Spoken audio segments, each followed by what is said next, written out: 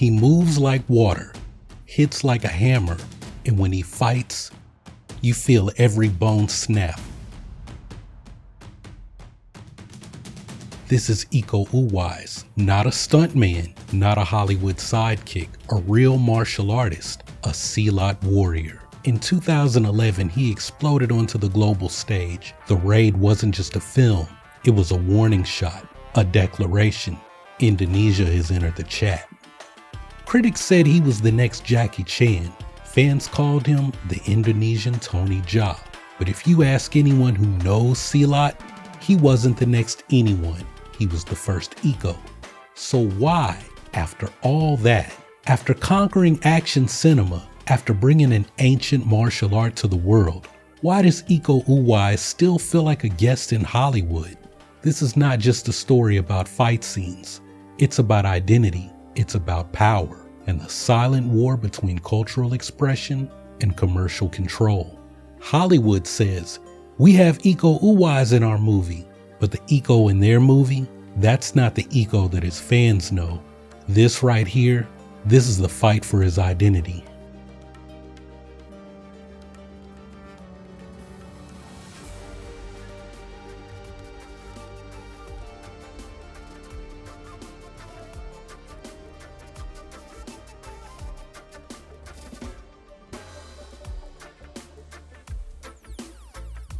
Iko Uwais was born Owise Corny in Jakarta, Indonesia in 1983. His family legacy, Pencak Silat. His grandfather, H. Ahmad Bunawar, a respected Silat master who founded the Tiger Merantau Silat School in Jakarta. He passed down not just technique, but philosophy, the values of control, humility, and balance. But by the time Iko was old enough to train, his grandfather was already an elder, a spiritual and cultural guide more than a hands-on instructor. So most of Iko's formal training came from his uncle, who had taken over as the head of Tiger Merantau. That school specialized in the Betawi style of Silat, native to Jakarta, a system built on practicality and urban survival. Fast hands, tricky footwork, street efficiency. Three primary streams defined it: the tiger, the shoot, and the rubber. Power, precision, and flow. Iko started training at age 10, and by his 20s, he was already a national level competitor. In 2003, he placed third in Jakarta's provincial tournament. In 2005, he won the gold in the National Silat Championships in the demonstration category.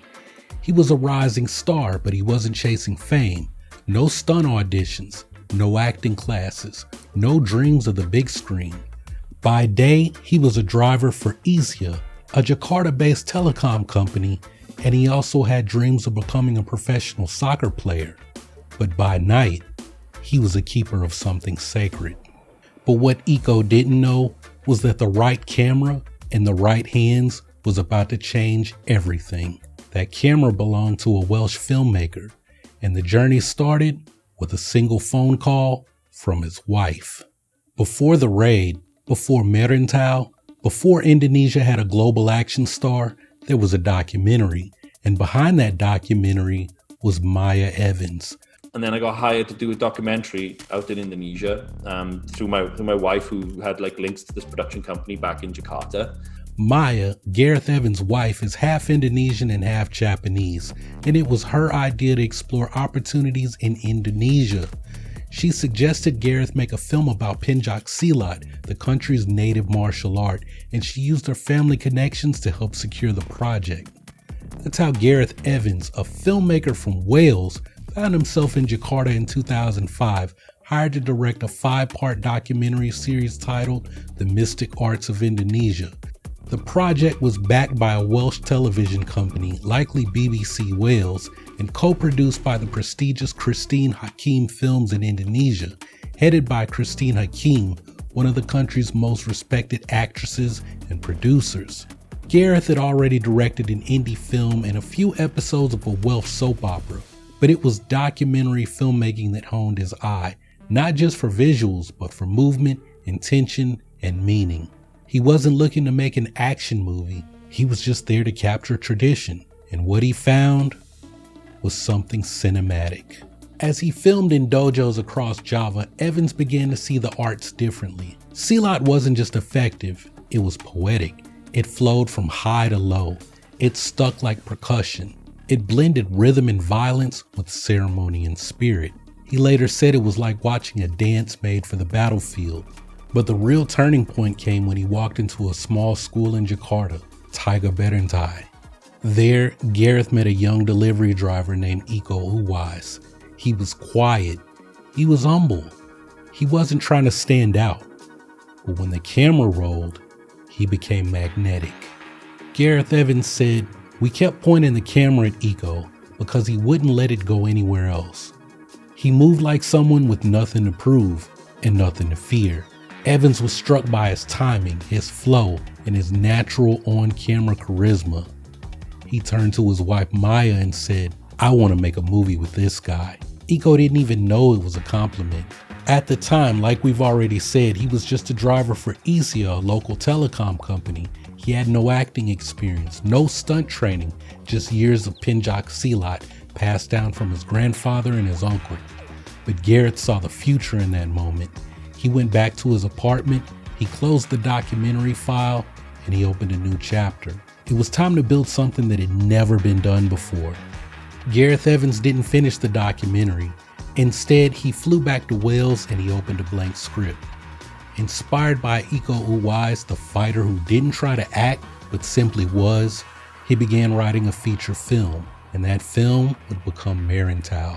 It was written with Iko in mind, the story of a young Silat practitioner who leaves home to find his place in the world, a story rooted in the Minangkabau tradition of Merantau, and one that paralleled Iko's own journey.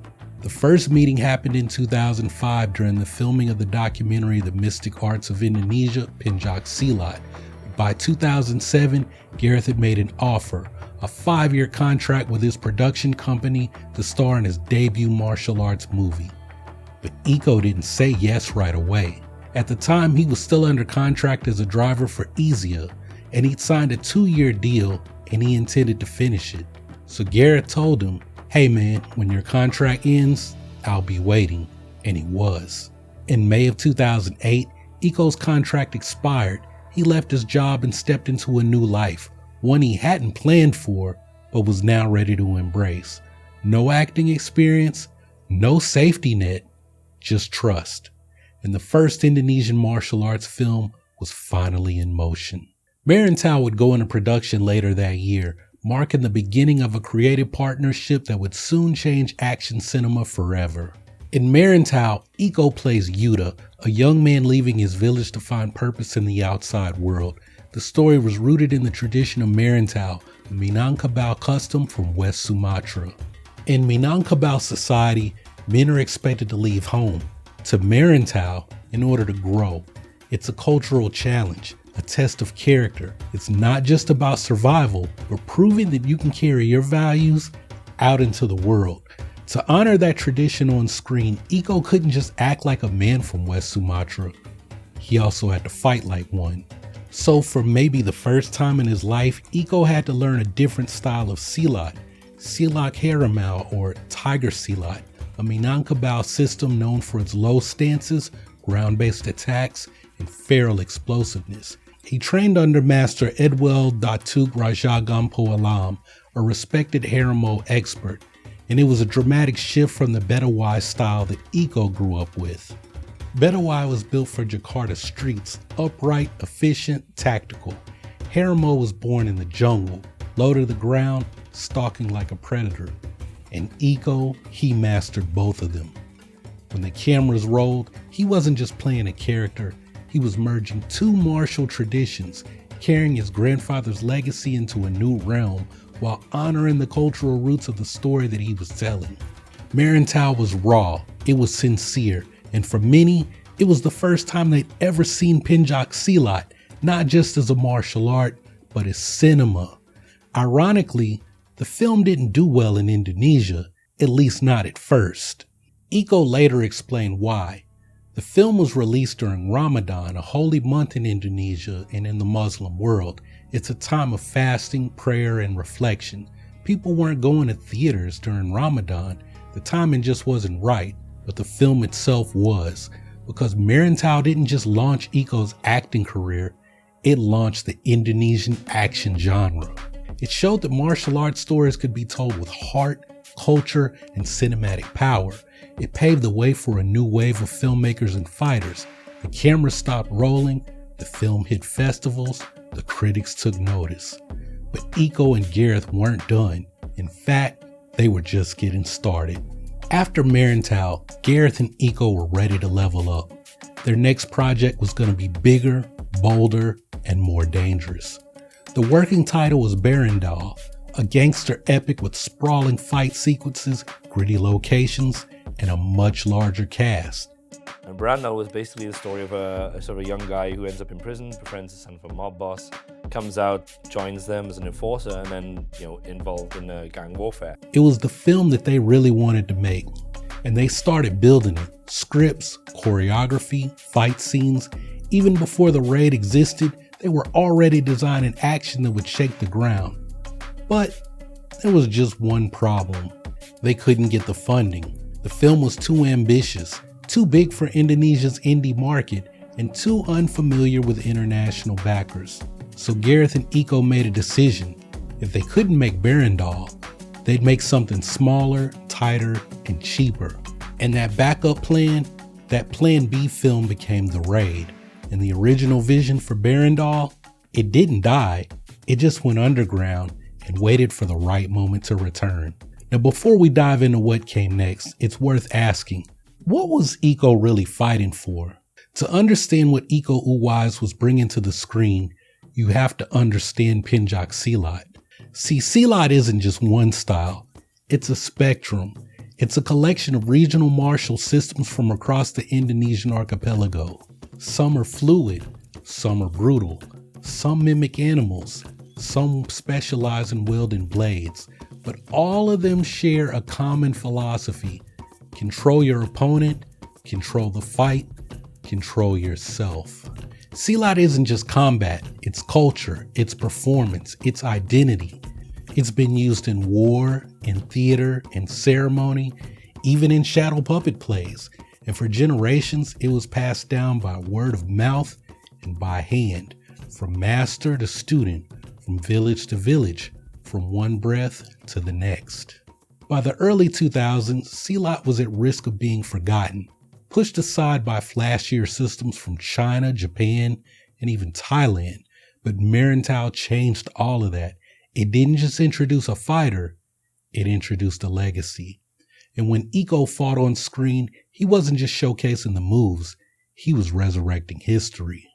And the world was about to take notice, because Iko wasn't just preserving Silat, he was about to weaponize it. In 2011, Iko Uwais came back swinging. If Merantau was the warning shot, then The Raid was the detonation. It was supposed to be a modest follow-up, a lower budget, single location action thriller, but Gareth Evans and Iko's had other plans. The premise was simple. A SWAT team trapped inside a 30-story apartment block controlled by a drug kingpin. No escape, no backup, just fists, knives, and desperation. But what The Raid delivered was something else entirely. It was visceral, relentless, a symphony of close quarters combat. The choreography, designed by Iko and fellow Silat fighter Yaya and Ruhan, didn't just showcase martial arts, it redefined how they could be filmed. Evans shot it tight and clean, long takes, no shaky cam, no Hollywood cheating. Every strike felt like it mattered, every fall sounded like it hurt, because it did. You know when the guy gets thrown over the balcony and then snatches back in half? Yeah, that was an injury. The film premiered at the Toronto International Film Festival, and it detonated like a grenade. Critics completely lost their minds. Variety called it a game changer. Roger Ebert praised its pacing and intensity. When The Raid hit international screens, the comparisons came fast. Critics called Iko Uwais the Indonesian Jackie Chan. Others said he was the next Tony Jaa. Some even tried calling him the new Bruce Lee. It was flattering, it was well-intentioned, but it wasn't quite right. See, Jackie Chan was a stuntman turned star who turned every fight into a dance and every injury into a punchline. Tony Jaa was an unstoppable force powered by rage, elbows, and Muay Thai mayhem. Iko was different. He didn't crack jokes. He didn't roar. He didn't leap off trucks or smash through buildings. He moved like a tactician. He dismantled opponents with economy and intent. He wasn't a showman. He was a survivor.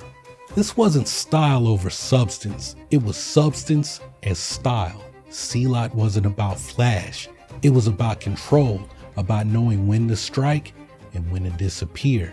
So yeah, Iko could be compared to Jackie or Tony or Bruce, but the truth, he wasn't imitating anyone. He was preserving something older, an art form passed down through generations, a legacy born in the shadows finally stepping into the light. Well, after the raid, expectations were sky high. The question was simple. How do you top one of the greatest action movies ever made?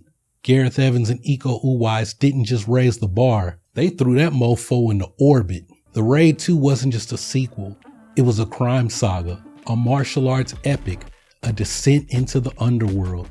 It picked up right where the first film left off, but this time, it wasn't about surviving a building, it was about surviving a system. Iko's character Rama goes undercover to infiltrate Jakarta's criminal elite. What follows is a brutal journey through betrayal, vengeance, and inner conflict. And the action? Next level. A prison fight staged in ankle-deep mud with over 100 extras.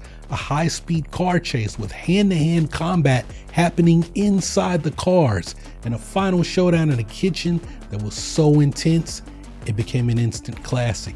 Iko's co-stars included Sicep Arif Rahman, a real-life Silat master, and Julia Estelle, who trained under Yahya Ruhan to bring Hammer Girl to life. She didn't come from a martial arts background. But by the time the cameras rolled, you wouldn't know it. The choreography was intricate, elegant, and savage, and it was all real. No Hollywood stunt doubles, no green screens, just weeks of rehearsal and bone-deep trust. With the Raid 2, Silat wasn't just present on screen, it was the language of the film. Critics hailed it as a masterpiece. Festival crowds roared. Directors like Gareth Edwards and Zack Snyder sang its praises. Suddenly, every action filmmaker was studying the Raid like it was scripture. And at the center of it all was a quiet kid from Jakarta, just carving a legacy with his fists. Well, by 2014, Iko Uwais had done the impossible. He helped introduce an entire martial arts system to the world. He headlined not one, but two of the most acclaimed action films of the decade. He'd earned respect not just from fans, but also from filmmakers and critics. He wasn't just an actor, he wasn't just a fighter. He was a symbol of what action cinema could be when it came from the heart. And then Hollywood came calling. Now on paper, it looked like the dream was coming true. Big movies, big names, big opportunities. But dreams can turn into cages. Because when the machine finally opened its doors to Iko, it didn't want the warrior. It just wanted the weapon.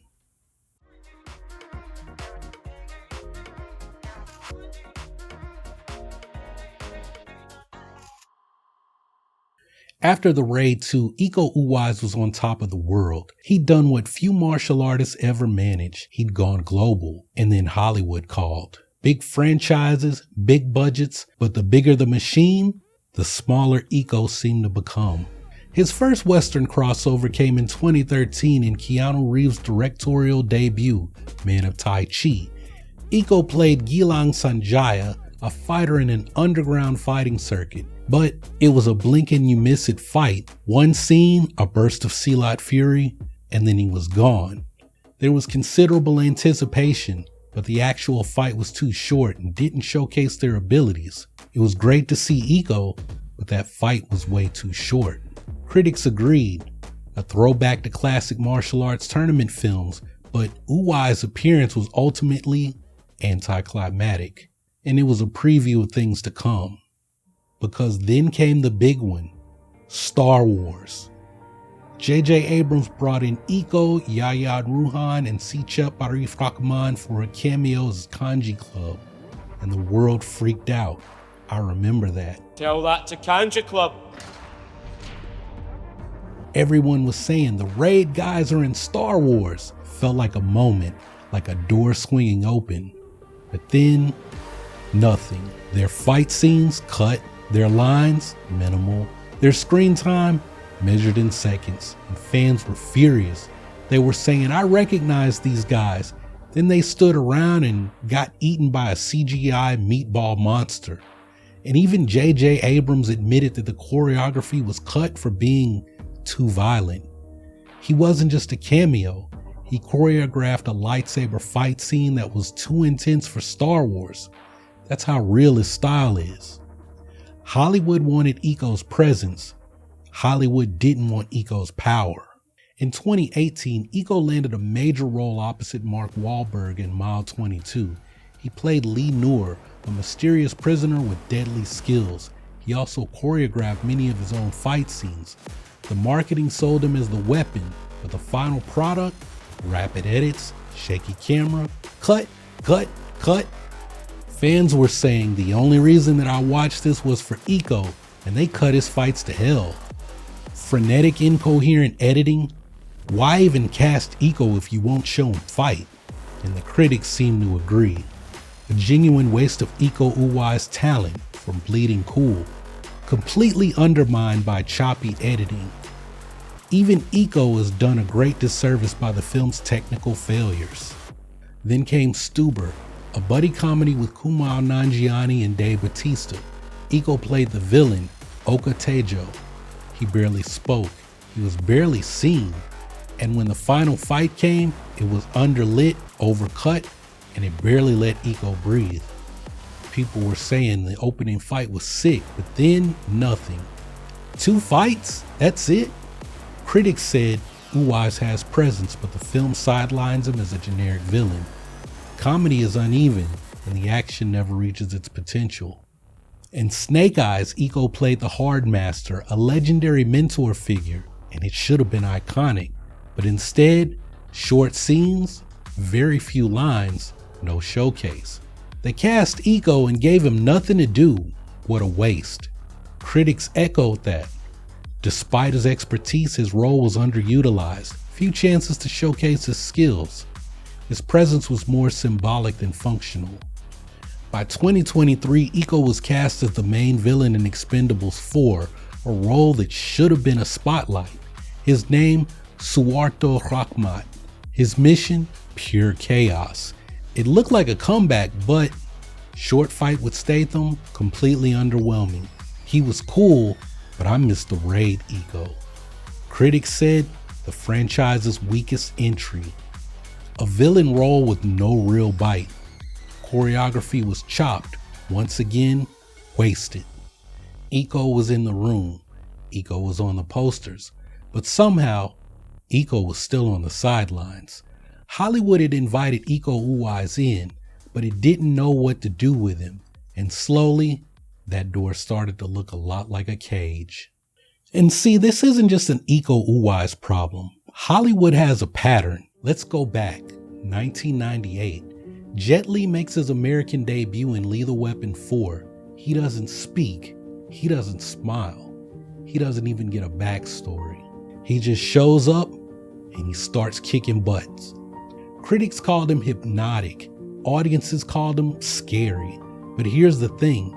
Jet Li was already a legend, a former wushu champion, the face of $1 billion franchise in China, the star of Once Upon a Time in China, Fist of Legend, and Tai Chi Master.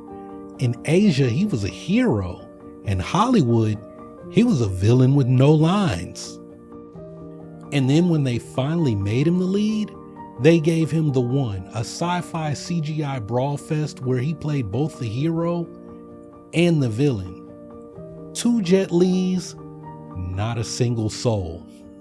And then in War, they put him opposite Jason Statham again, promised a martial arts showdown, built the whole film around that final fight, and what did we get?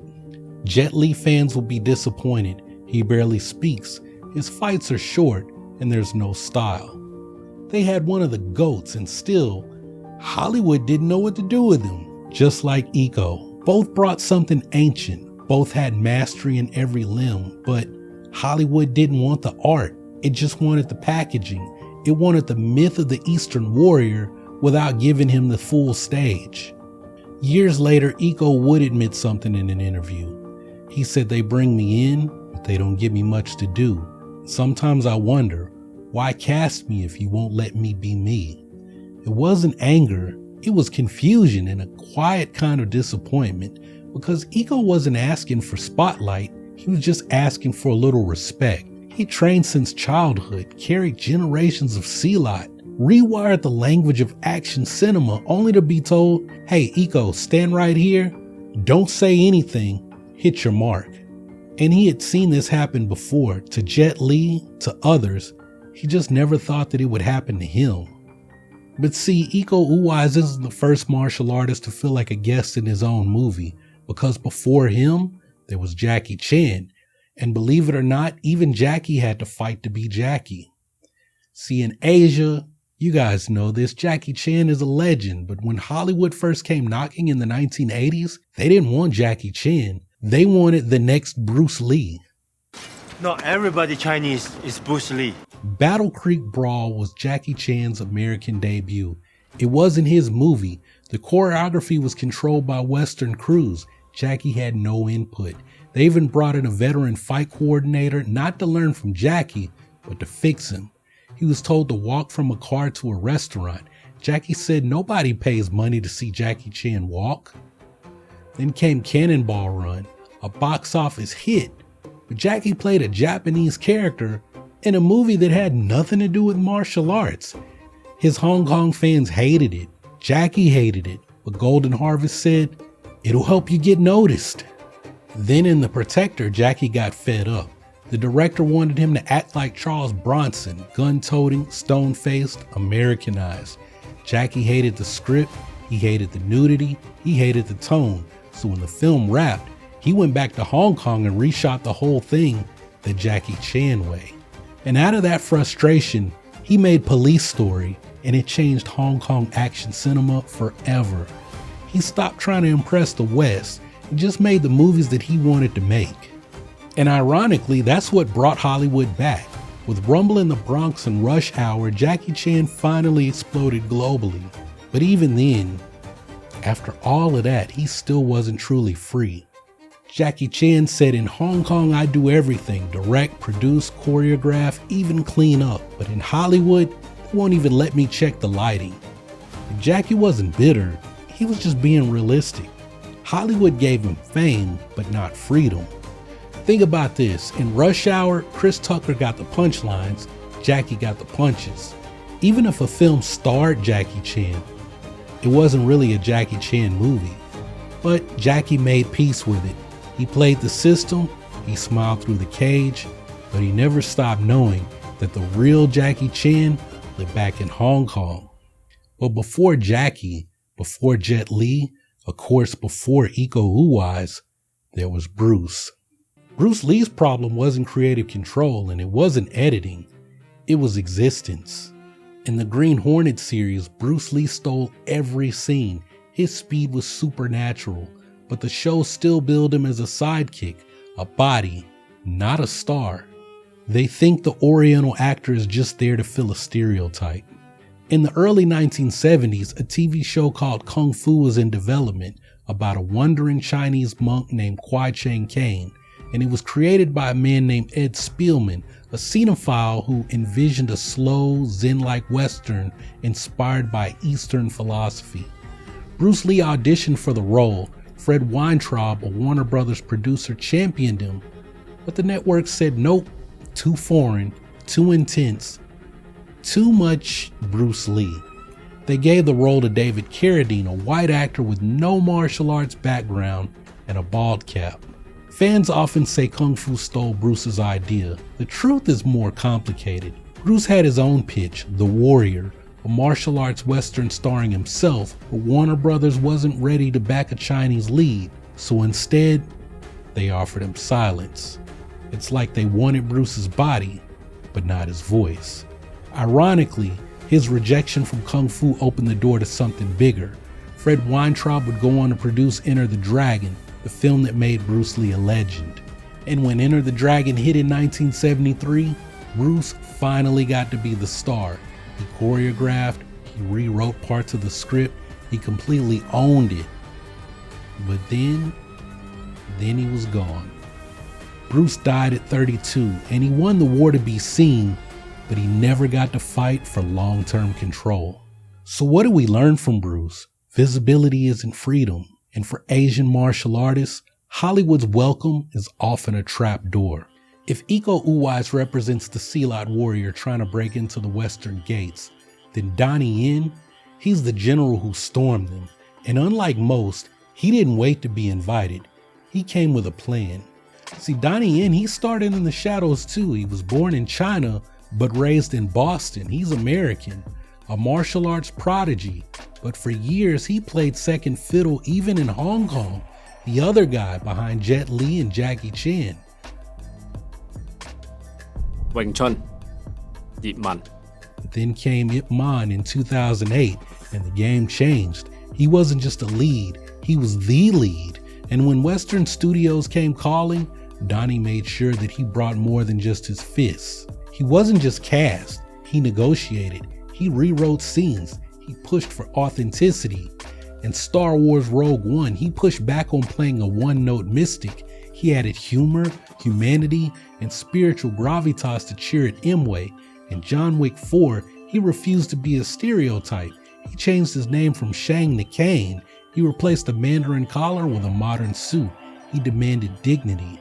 Donnie Yen said, "You bring me in for what I represent, not just how I fight." Before Iko Uwais and Tony Jaa electrified audiences, there was Donnie Yen, a force of nature from Hong Kong who redefined martial arts cinema. With a career spanning decades, Yen's influence is undeniable, from portraying the legendary Ip Man to his role as the blind warrior Chirrut Imwe in Rogue One. He showcased versatility and depth. But even a maestro like Yen faced challenges in Hollywood. Despite his prowess, Hollywood often relegated him to the sidelines, a supporting act rather than the main event. However, tides are turning. In a groundbreaking move, Donnie Yen is set to reprise his role as Kane from John Wick Chapter 4 in an upcoming spin-off. Not only will he star, but he'll also take the director's chair, bringing his vision and expertise to the forefront. And this marks a significant shift, a recognition of his exceptional talent and a nod to the authenticity that he brings to action cinema. With this new venture, Donnie Yen isn't just participating in Hollywood, he's leading it, ensuring that the art of martial arts storytelling remains true to its roots. But the difference runs deeper. In Hollywood, Donnie has to fight for that kind of respect. Longer shooting schedules, more stakeholders, higher pay, but less control. As he said in a 2025 interview, "Sometimes I feel like they focus more on my fighting skills than my acting range. And behind the camera, even less say." Hollywood feels like a machine, he once said. It's exciting, but it's impersonal. But in China it's different. He's family. He choreographs, he directs, he shares profits, he makes films his way. With Ip Man, he wasn't just playing a national hero. He was a cultural ambassador. He said, "The audience connects with my roles because they see me as part of their heritage." In China, Donnie finds fulfillment, creative control, faster pace, profit shares, a crew that speaks his language, literally and culturally. He said, "If we film for 1.3 billion people, we could surpass Hollywood." Donnie Yen proves something powerful. You can fight your way into Hollywood, but you don't have to fight for Hollywood's approval. He said no when things didn't feel right. He stayed grounded in his roots. He built leverage, and he used it to bring honor to the screen. If Iko Uwais is still knocking at the door, Donnie Yen showed that sometimes you have to kick it down, and sometimes you walk away and you build your own house. Donnie Yen carved out a rare middle path straddling east and west, fighting for control and refusing to be boxed in. But for every Donnie, there's a Tony Jaa. Before the raid, before Merantau, there was Ong Bak. In 2003, a Muay Thai whirlwind named Tony Jaa did something that no one saw coming. He brought Thai martial arts to the global stage with nothing but elbows, knees, and raw grit. No wires, no CGI, no mercy. Tony Jaa didn't just break bones on screen, he broke through. But when Hollywood came calling, well, something changed. Tony Jaa went from the star to the sidekick, and fans said it out loud. Tony Jaa was a god in Ong Bak. In Hollywood, he barely speaks. They turned him from a warrior into wallpaper. Sound familiar?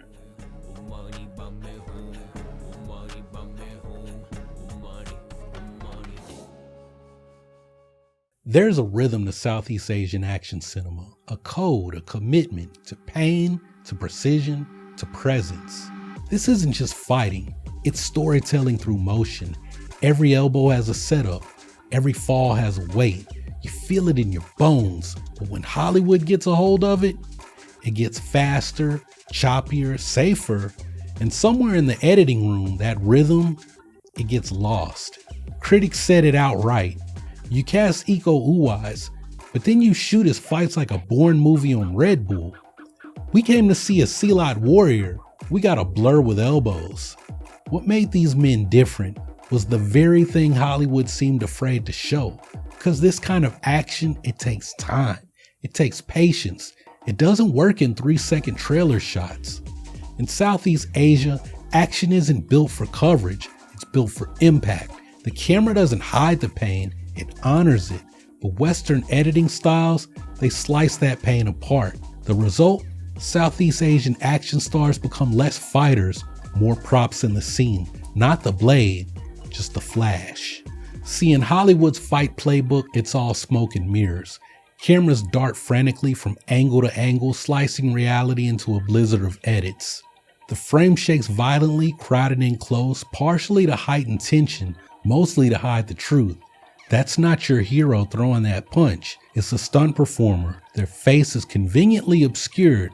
The spectacle dazzles while clarity suffers. Each move choreographed specifically to be fractured and reassembled in editing. The fight scene is just a box to check between plot points. But if you cross the Pacific, you witness revelation.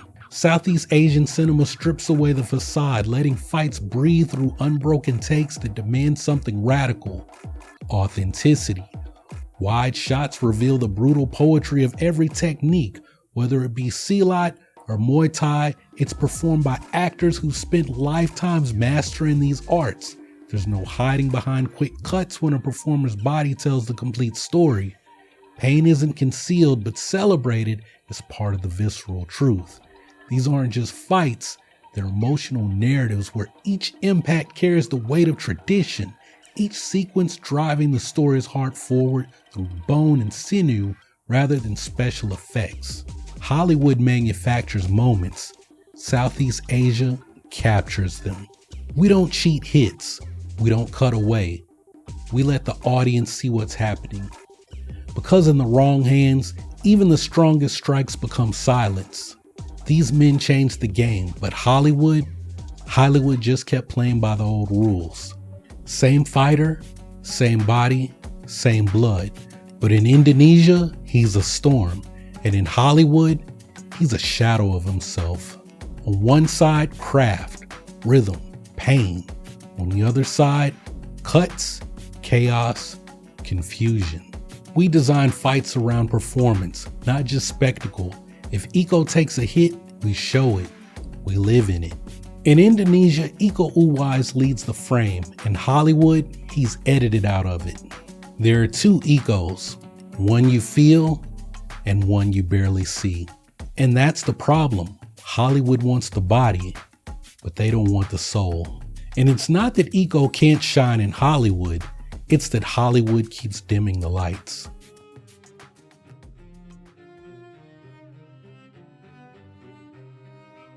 Representation is the word of the decade. Studios post the hashtags. They celebrate the diverse cast. They parade the faces. But what about the power?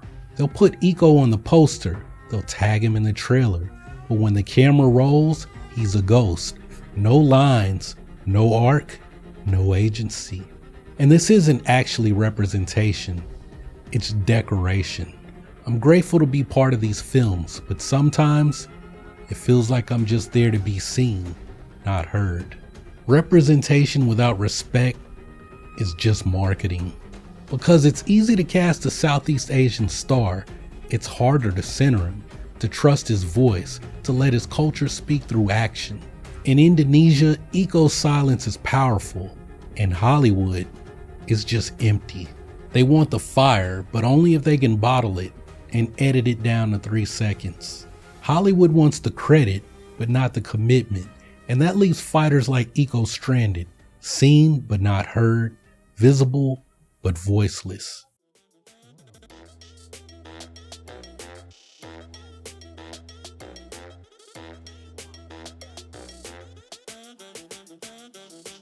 After years in the system, cut up, sidelined, softened, Iko Uwais made a choice to stop chasing validation and to start reclaiming control. His first step was small. Beyond Skyline, a low-budget sci-fi film, it wasn't perfect, but it let Iko move again.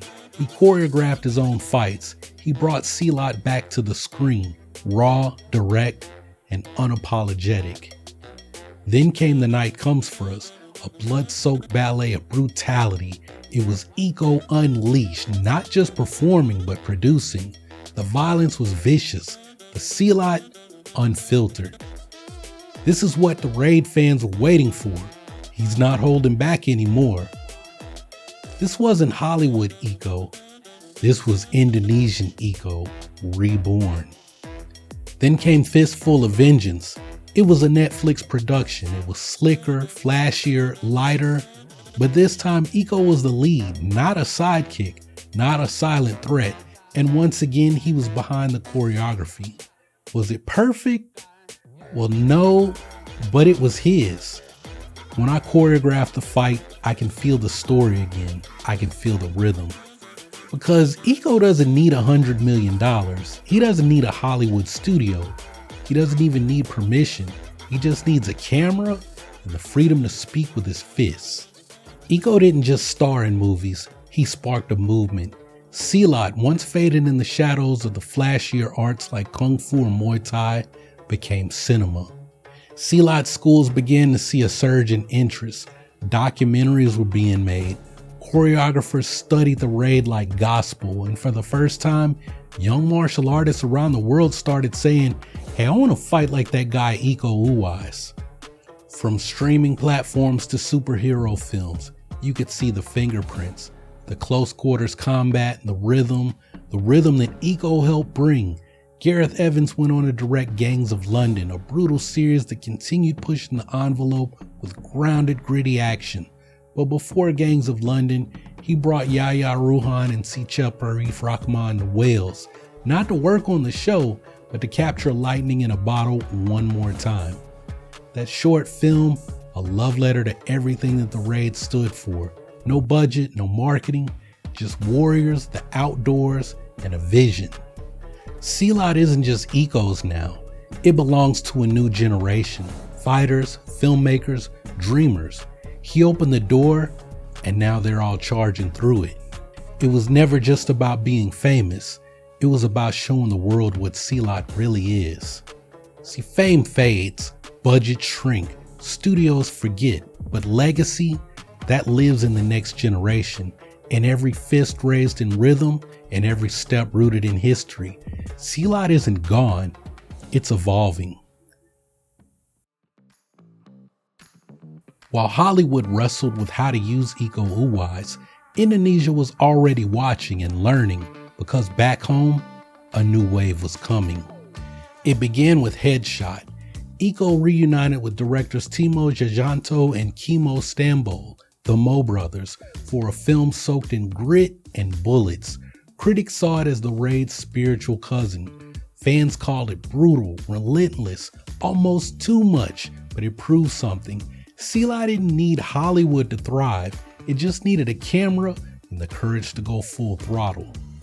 Then came The Night Comes For Us, the first Indonesian Netflix original directed solo by Timo Tjahjanto, the architect of ultraviolence. No studio notes, no apologies, just pure chaos. This was Silat as a splatter film, and for many fans, it was glorious. But the movement didn't stop there. Indonesia was building an industry, and two names led the charge: Timo Tjahjanto, who we've already said, and Joko Anwar. From the Big Four's screwball violence to the Shadow Stray's operatic brutality, Timo carved out a lane, over the top, blood-soaked, and proudly Indonesian. Even when the plots were thin or the runtime dragged, fans kept coming back. Why? Because no one else was doing action this intense, and now Hollywood wants him to direct Nobody 2 and The Beekeeper 2. Then there's Joko Anwar, a genre chameleon. He took Silat and folded it into something even bigger: myth, politics, superheroes. With Gundala, he launched the Bumilangit cinematic universe, a homegrown alternative to Marvel. It wasn't perfect, but it was theirs, and it told the world we can build heroes in Bahasa too. These directors and their actors didn't just follow Iko's footsteps, they built a path beside him. Together, they turned Indonesia into an action hub, a place where Silat cinema can evolve on its own terms, without Hollywood. The word on the street was that Iko didn't sell out. He built something so that others wouldn't have to.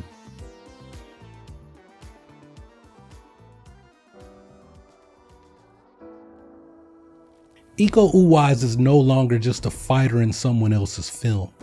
Now he's the one calling the shots, writing the language of combat frame by frame.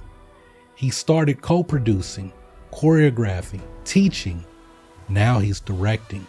TIMUR marks Iko's directorial debut, an action thriller inspired by the real-life 1996 Mapinduma hostage crisis. It's not just a movie, it's a statement, a declaration. We can tell our own stories on our own terms in our own language. And he's not doing it alone. He's doing it under his own banner. Owise Pictures, a full-fledged production studio dedicated to creating high-impact, culturally authentic Indonesian stories. Owise Pictures isn't just about showcasing Iko's talent.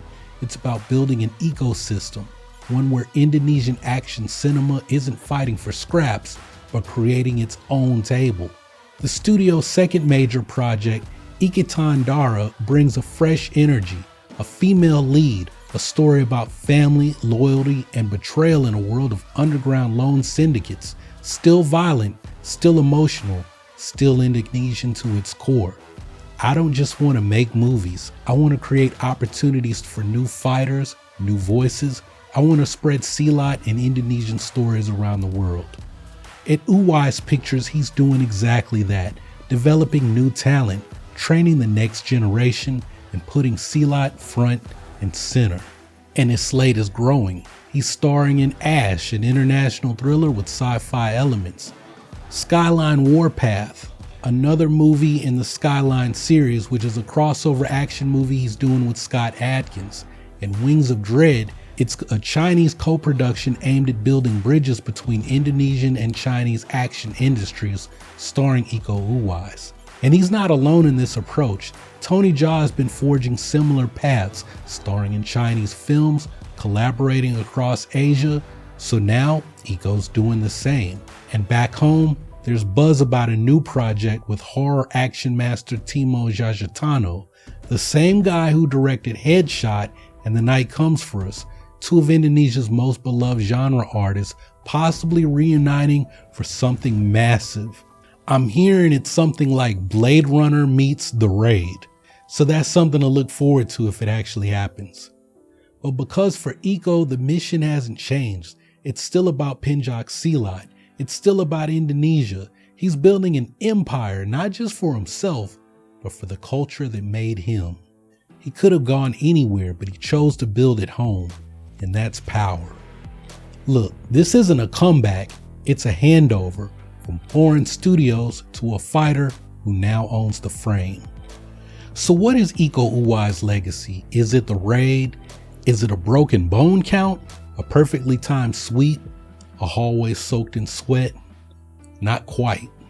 His real legacy is that he resurrected something. Pencak Silat wasn't trending in 2009. It wasn't on streaming services. It wasn't getting choreographers hired in Hollywood. But today you can hear its rhythm echo in every gritty hallway brawl, in every wide angle takedown, in every young filmmaker who says, I don't have a big budget, but I've got my fists and I've got a camera. Iko didn't just show the world what Silat looks like. He showed them how to film it, how to respect it, how to let it speak. He made Silat cinematic. He made it sacred. He gave it a future. It's not just fighting, it's who we are, our stories, our history, and if I can share that, that's enough.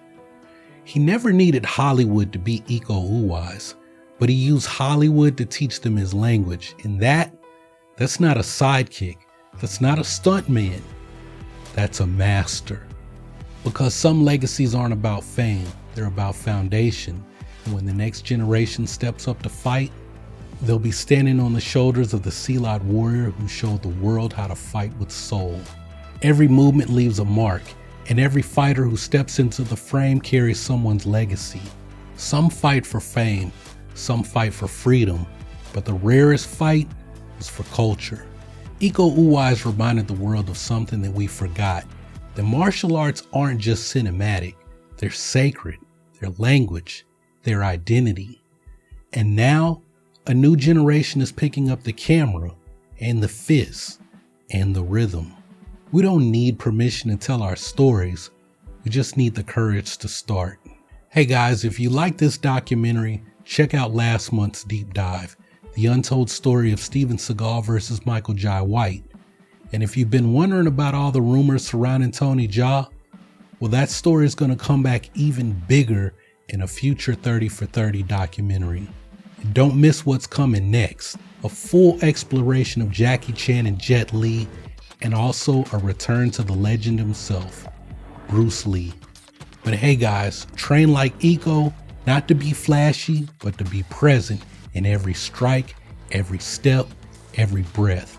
Because Silat isn't about winning, it's about knowing who you are, even when the world forgets.